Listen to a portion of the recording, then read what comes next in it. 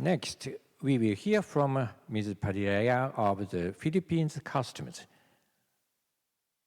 Hello, good afternoon, distinguished guests. So I'm Kayrel Padilla, and I'm from the Philippine Customs. So it's actually an honor to be speaking with you today, and of course to share the border security measures of the Philippine Customs. So over the 15 minutes, I'll be discussing the strategies and initiatives of the Philippine Customs in combating counterfeit goods and entering into Philippine market. All right, so since we have limited time, my scope of presentation is first, border enforcement and practice, the collaboration of Philippine Customs with local agencies and international agencies, and of course the private entities, or we call it stakeholders in the Philippines, and some of our successful cases and challenges that we face right now. Okay. All right. So it was only in 2008 that the Philippine Customs established its permanent office of the Intellectual Property Rights Division. So it is in compliance with the TRIPS agreement and of course the Executive Order number 736. So currently the Philippine Customs is also a member of the National Committee on Intellectual Property Rights, or we call it NCIPR, which is an interagency body that formulates and implements plans and policies, as well as to strengthen the protection and enforcement of intellectual property rights in the country. Sorry. Okay. So the Philippine Customs Intellectual Property Rights Division has its own operational program. So in this way, we actually were able to seize billions of pesos of counterfeit goods.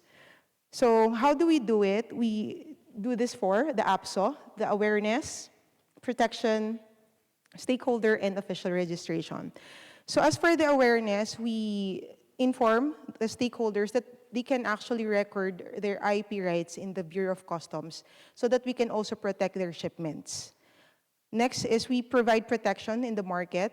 So by implementing alert orders is issued by the district collectors or the commissioner of customs, so that if there are any derogatory information that the shipment contains infringed goods, we will be verifying it through 100% physical examination. And for the stakeholders, we encourage stakeholders in the Philippines to record their IP rights with the Philippine Customs so that motu proprio, we can actually verify all the shipments. And we also encourage them to collaborate with us, such as giving us trainings like product identification, so that our frontliners, especially the customs examiner, will be able to identify which is the counterfeit goods. Okay, so let's go to the recordation of IPR. So as I previously discussed, in the Philippine Customs, we actually have an IPR registry where IP holders in the Philippines record their intellectual property rights. So the Philippine Customs monitors and inspects on its own initiative suspect imports to determine whether the shipments are liable under the Republic Act number 8293 or the intellectual property rights. So this application is actually voluntary, but it's for a fee which is minimal. It's around 2,000 pesos or probably around 5,000 yen. So it's very minimal, and it's valid for 2 years. So the Philippine Customs can actually protect one's brand by recording it with us. So in 2024, the Philippine Customs issued 47 customs memorandum circulars with 192 IPR recorded. And currently, from January to August, we have 150 IPR recorded in the Philippine Customs. Okay, so as you can see in the table, we have the 5-year comparison of the intellectual property rights seizures, which emanated from port seizures and letters of authority. So here, the highest number of seizure cases recorded is in 2023, which is 268, worth 25 billion pesos. And the highest estimated value of seized good is recorded in 2024, which is 34.69 billion pesos. So most of these seizures emanated from the letters of authority.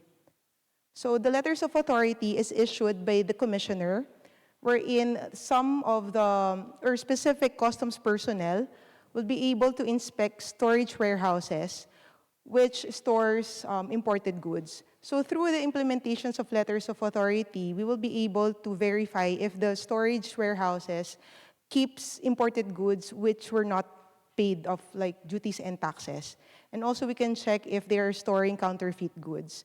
So as you can see, the Philippines is composed of like 7,000 or more than 7,000 islands. So it's really hard for us to secure all the borders. So sometimes, or sometimes it happens that direct smuggling happens in the Philippines.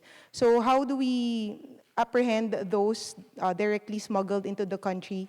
By issuing letters of authority. So we can inspect the storages and warehouses all over the country. Okay, so this is just the IPR port seizures. It's the same. Okay, so from 2021 to 2025, the Philippine Customs recorded the highest IPR seizure in 2024, which is 36.95 billion pesos. So one of the largest seizure happened in Manila. So it was in 2024. The IPRD, or the Intellectual Property Rights Division of the Philippine Customs, was able to apprehend knockoffs of luxury brands such as Gucci, LV, Hermes, which is valued at 11 billion pesos. So in the Philippine Customs history, it's still the highest from 2021 to 2025. And most of the items that were found in this storage warehouse originated from China and Bangladesh. So most of our seizures, actually, the counterfeit items, especially the clothing and bags, were from China and Bangladesh. Okay. So we'll move forward to the collaboration with national agencies and private entities. So, as I've mentioned earlier, the Philippine Customs is part of, or is a member of the National Committee on Intellectual Property Rights. So currently we have 15 agencies, law enforcement and regulatory agencies, which are members of the National Committee on Intellectual Property Rights.